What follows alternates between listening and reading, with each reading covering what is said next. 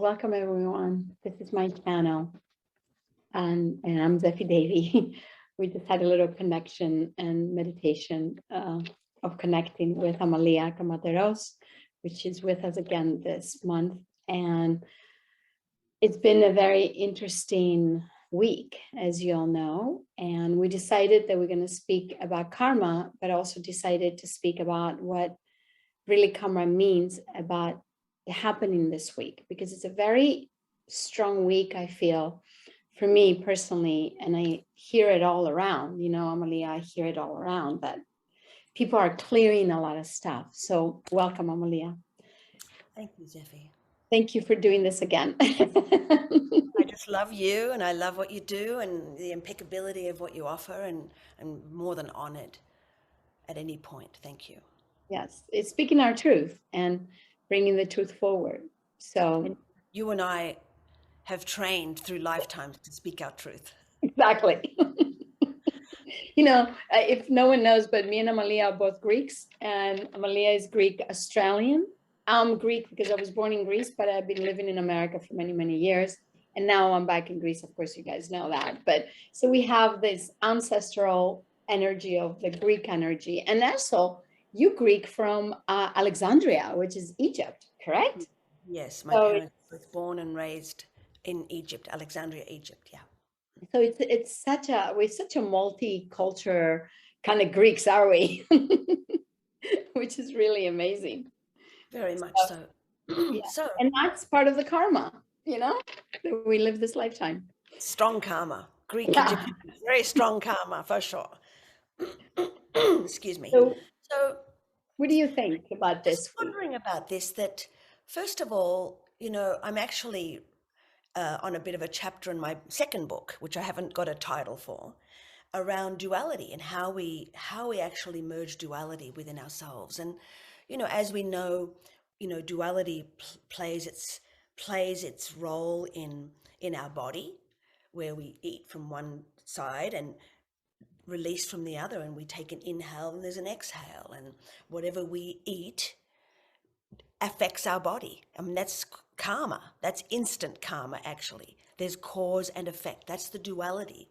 And this duality plays itself out in the world around us, where we have day and night, we have light and shadow, we have gravity and levity, we have life and death. And so, really, this universe, I don't know about other universes, but this particular universe that we're in this planet, duality is the force that holds the universe in balance for us.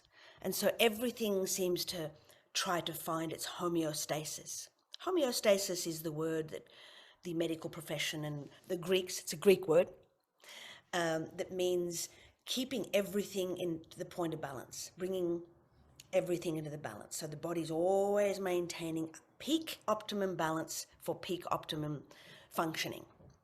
And so when we look at the greater duality, we're looking at whether on a soul level, on a God level, whatever God is for you, whether it's creator, mother, father, God, creator, spirit, all that is. I'm easy to use the word God, if that's okay. So bless Of us course. all. Bless us all. How we Tom choose got it. We can use it all. is this greater wheel is karma, this whole greater wheel. And within the wheel, there's the little wheels that keep the bigger wheel moving. That's how I see it in visual form.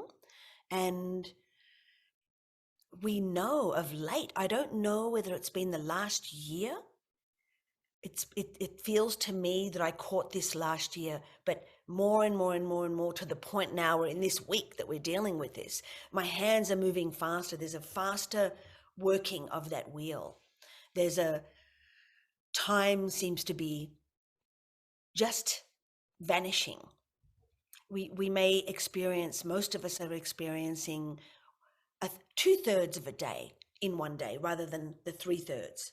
I It agree. feels like one whole third is gone, like compared to what it used to be. So we know that time could be speeding up, or that there's no time at all. We're actually moving out of the dimension of time into the all that is in the moment. And so that appears to us as we slip in and out of this dimension to the next, this gravitational force into spaciousness, that it might appear like, what's going on? However, things are speeding up to the point where we can't really get away with anything. Not anymore. Absolutely not. Anything. You know, no sooner do we say something and immediately we feel it's not right or it's right. Immediately, there's an immediate response. And so, you know, whether we want to call this karma or not, cause and effect, the gap is getting smaller and smaller, which is brilliant, really. I think we have an opportunity, all of us, to move through our karma, burn through our karma. But karma, as what I understand, is whatever we do now, there is an opposite, and not say opposite, but there's the cause of what we do. There's an effect. We can call karma cause and effect. Yes.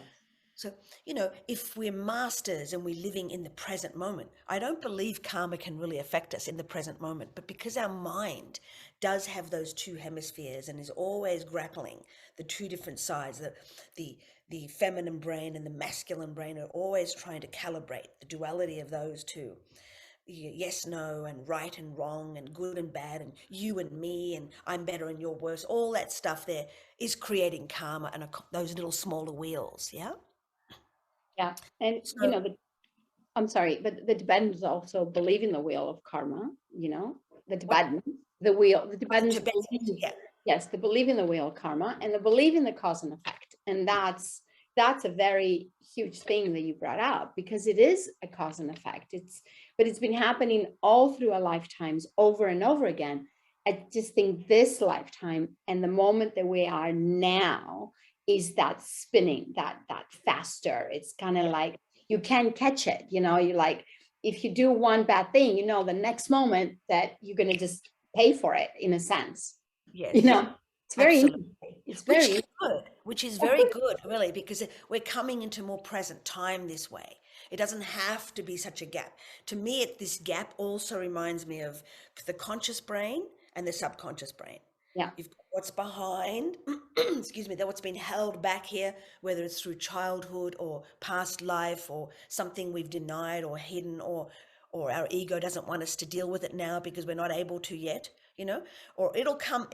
The conscious mind is what we think consciously, but really, as we all know, I'm sure we all know this, and we've experienced it time and time and again, it doesn't really matter so much what our conscious mind is saying or doing or wanting to do. The subconscious kicks in because that's the force. That's most of our brain capacity, most of our mind capacity. And so it feels like the gap of that too is becoming smaller and smaller. The gap between us and the government is becoming smaller and smaller. The gap between us and what the medical society is doing is coming smaller and smaller. The gap between the illusions of life, you know, the magic and the illusions, so-called illusions of life, is becoming smaller and smaller because we're starting to feel more of our own magic, our own beauty and our own power. So we're not so much falling outside of ourselves. So it's amazing time, isn't it? I feel very lucky living this lifetime at this moment. And I have talked about it over and over again. I think people will get sick hearing me saying that in every energy of the week. But you're absolutely right. I like what you said is the gap, because we have created, and I think we have also decided, the ones that hear this now at this moment have done all this work, and even people that haven't done the work, they have come here right now to actually see this beautiful gap becoming closer and closer and closer, so people don't live in this illusion anymore of, oh my god, you know, I'm in this elusive state and it's all great and la di da. No, it's we're not in this illusion anymore, and this illusion is going away.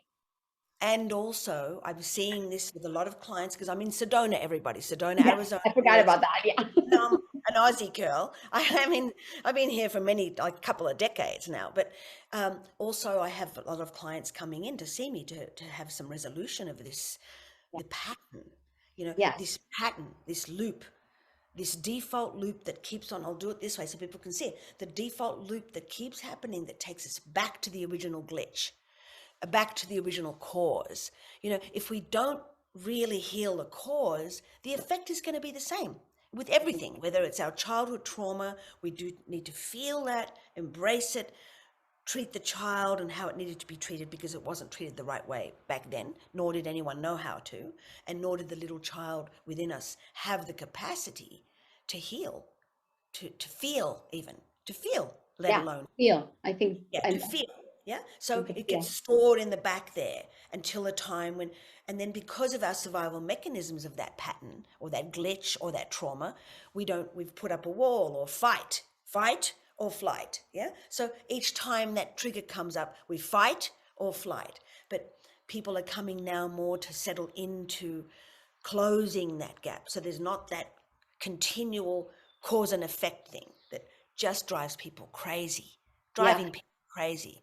You know, we used to talk in Sedona many years ago because we've both been there for many, many times, many years this lifetime.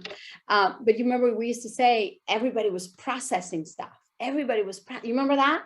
Let's process this and process that. And that was like 30 years ago, correct? When, That's in our circle anyway. Where we were. yeah, because I've been there for many, many years, and you have also, but I moved to Greece for other reasons, but is this process anymore? It's not that long anymore. That's what I'm seeing. And I remember this process. I remember people saying, oh, but I got to process my father for, years and decades and going over again. Even spiritual people, even we did that, but now this is the good part, is people recognize where they want to be. And I've been talking to my students about choices. Once you make the choice where to be within that choice, then you don't create karma.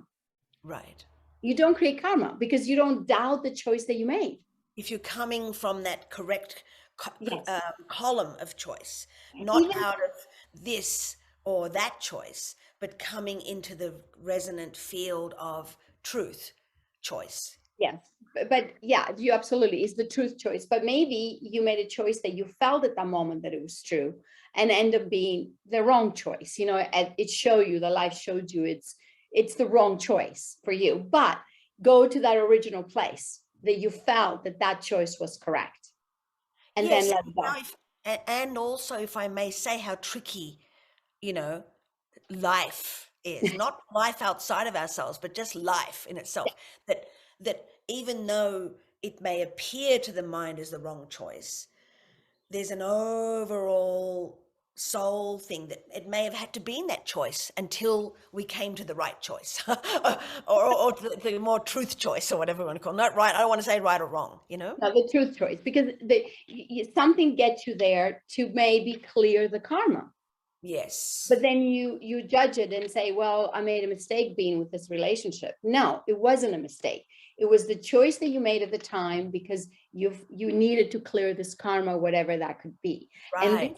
And this is what I see happening a lot with my clients and my students over and over again, of all the choices. And I'm sure you're having out-of-towners come in Sedona, and I'm glad they're coming and really looking at that choice, Really? Yeah. A lot. because if you choose to be in a relationship with your father, then your father is going to show up, correct?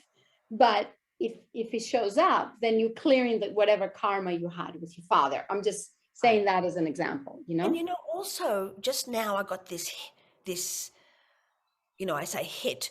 I got this moment to tell you that karma, in a way, is like fuel, isn't it? Yes, it is.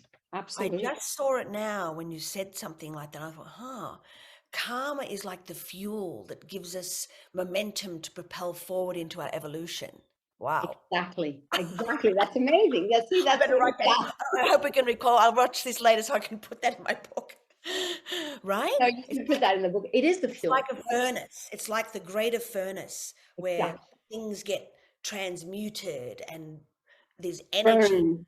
burned and burned, but not burned to hell burned, but burned for propulsion into something better. Yeah?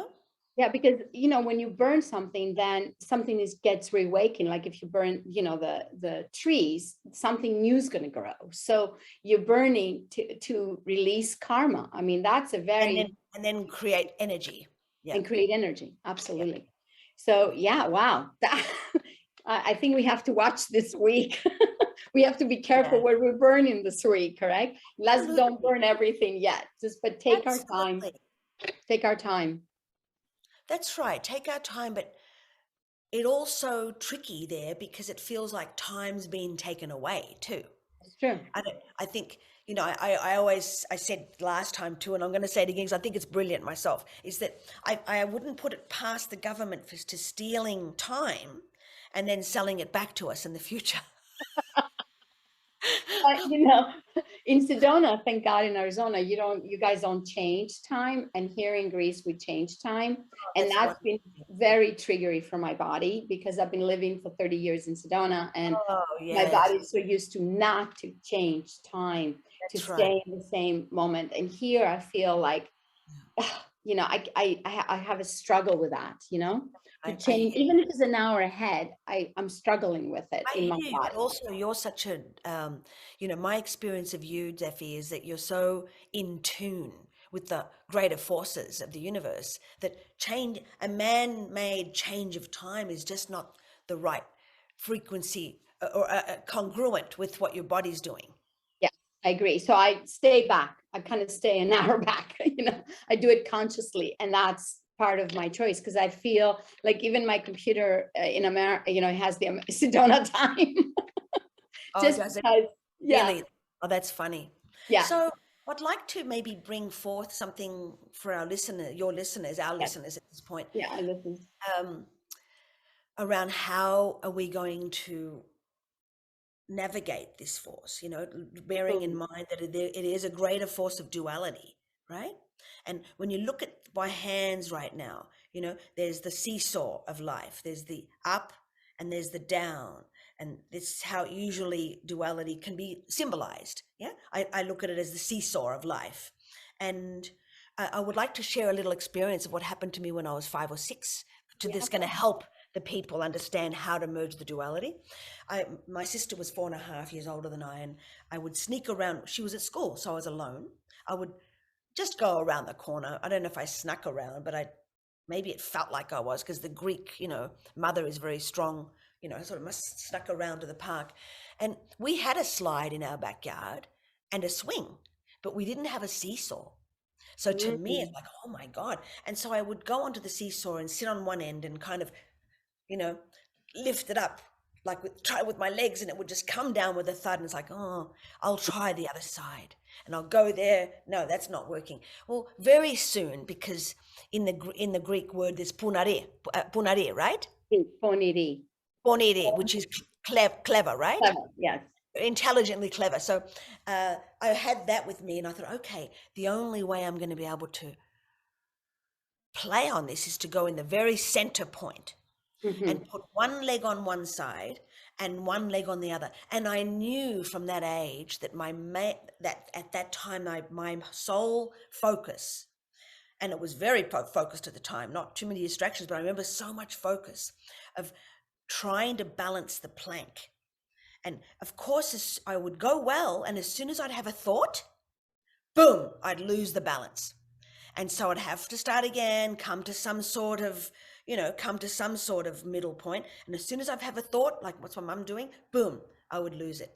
I soon came to realize the only way I could come into balance and allow that plank to be perfectly still, because that's to me the game. That was the game, that's what my aim was. I don't know. It's like pretty scientific and physics orientated of me, I thought. But anyway, I think. Right. So, it took me maybe, I don't know how long, weeks or a month, I'd go back and perfect it. And the moment that I moved this plank and focused so hard that I got it into still moment, I went into samadhi. I didn't know what it was at the time, but now after realizing what samadhi was, that's what I'd had. There was no more me. It was just light, like light. That's it. And it was like I'd popped out of the physical into the light. And we experience electricity that there needs to be in our own houses and like switches. We need just as many positive electrons to just as many negative electrons to make that light switch open. So it's that negative positive polarity that comes into the equal. Yeah. So within ourselves, it feels like we really need to harness the mind, really the mind. Exactly. It's very huge, the mind. And to find our center point. To find our center find the center point. Yeah. We've been told, leave the mind alone, the ego alone. No, I think that's where the ticket is. I think that's that's where we have to really focus now, is our mind, and not sort of going into, oh, I like this and that's not better and da-da-da-da, and I'm good enough, I'm not good enough. Just bring it into still point. And in a way, we could just say we could bring those two sides into the namaste of the heart. Yeah. The heart doesn't have duality. The heart is all embracing and encompassing and accepting of all. It's like the God. And you don't create karma. That's the key. You don't create karma when you're in balance, when you come into that namaste. That's exactly right. Yeah. Because you don't have the thoughts anymore. You don't have that energy going back and forth. It's a very interesting. This is a lot. This is a lot, for the new way of the world. And I think, it's happening. You'll see it. We'll start seeing that this is happening. It's just people ask us. You mean what's happening in the world is a lot, or no? What's happening with this balance? Because people always ask me, how do I find this balance? And you find this balance by really. It's not letting go of the mind. It's not letting go of the thought, but the balance comes in your center point. Find your center point, then you find the balance. Then you can be of the world, Yes. To find the center balance. My story, of course, that's how I'm going to look at it, is we need to ground our mind down into the root chakra. That's where the foundation of our chakra system, the kundalini is there, the life force is there. If we can bring all of that electric static energy and siphon it down into one breath down to the root, to at least sit at the seat of our physical throne, at least, and just, that's going to help with the grounding of Mother Earth, I feel, to come into some sort of centered place. But that's the key. And in many different traditions, the first chakra has been the one that you don't touch, because people are afraid what the first chakra will do. But now we need to actually recognize it and connect to it and really focus on the first chakra, because in my teachings of the first chakra means there's many lifetimes and many people live there. There's so much energy because we're born from the first chakra, correct? So we take all that energy. So we're talking about the ancestral roots and then the earth roots as well. Yeah. Yeah, because you take your ancestral roots, they're in your first chakra. You connect with their roots, and that's where the release is, That's where the healing, that the release can happen. Exactly. And that's where the release, that's where we have two physical bodily openings to release. Yes. Down there, and let's face it, that with the kundalini, that energy, that the life force energy, the spark of life energy, that Shakti life force energy, I call the kundalini energy, which resides down there at the base. That's very, very, very powerful. As we know, we create life from that energy. We when we have our sexual relations, and that's the energy that blooms forth to actually summon and bring in a soul. It's how powerful it is, and we're shunned away from that. And we're also born through there. We're born through there. Yeah. We're born through that. The root chakra has a lot for us, even though, as you said, we're taught to shun it away. And a lot of people have felt that spirituality begins here. Look, right here with like a heart, isn't it? I realize now. Beautiful. that spirituality, especially we've experienced that in Sedona, except you and I really worked the town quite a bit to We're really the bring first, it down. second, and third chakra people. We first chakra people, yeah. We, everyone's like, "Oh, hi, I'm so well, I'm so beautiful, it's all good." But I think they've come down now, and also the greater life has gotten us to come down into reality a lot more, into the foundation of what we need to take care of as the foundation of our being, our health, our state of mind, our finances, our health, our cultural connections with people, basic. Which is first chakra, correct? Financial, health, first, second, and third. So yeah, this is, and I think I'm so happy that Sedona is coming down that way, because I think the whole world needs to come down instead of like just saying it's great to be in your heart chakra and it's great to love everyone, but it's also an illusion about it because you're not dealing with your daily life. You're not dealing with the now. If it's coming from genuine fountain of love, because it's coming from deeper down, Yeah. that's a beautiful thing. And I think we all can sense whether someone's authentic or not in that, Right now, I think we are finally. I think finally more and more, more and more. And, when, it's kind of like when we're hiding something and someone goes, "How are you?" And the hiding part will say, I'm great, but don't look at that, I'm good, but don't look at that. And it's an energetic thing that is inviting us to look at the shadow piece, because it's not authentic, it's not congruent. And coming back to the karma now, the two sides, congruency is really important. I think that would be the energy of the week. I feel congruency. What I say, what I do, what I even think about myself, congruency. Yeah. So you say, this is very interesting because you're saying about the karma coming back to you. Look at your karma coming back to you. Like, you know what I mean? Not what the karma is coming back to you, but come back to you to actually really look at the karma. That's what it, yes. Yeah, it's absolutely. Beautiful. Yeah. Beautiful. So pretty much we're talking about moving out of duality in a way. Yes. Kind of think we're talking about coming out of the duality into more of the oneness, but the duality is the forces that keep the universe in balance. At this stage, I don't know, our planet is moving from that fourth dimension into the fifth dimension we hear about a lot, which is above the duality, So you can say, I mean, we can talk about the fifth dimension and the fourth dimension another day, but I think girls trying to talk about the fourth and fifth dimension. I'm just joking. Yeah. We're talking about everything. Then we're more likely to be able to access that energy because we're grounded, right? Yes, like right. A tree's roots.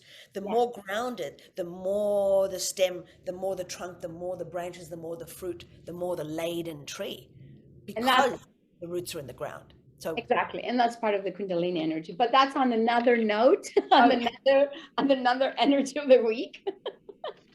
Because me and Amalia have a lot to share, because we had years and years of experience in this, probably in this work and this things that we've been doing, but not just years because we've been living in Sedona, but maybe thousands of years as souls, because we're pretty much old souls. But anyway, namaste. Thank you, Amalia, again. It was very powerful. Thank you for this energy of the week. And thank you guys for watching, and just keep watching us. Thank you so much. Namaste.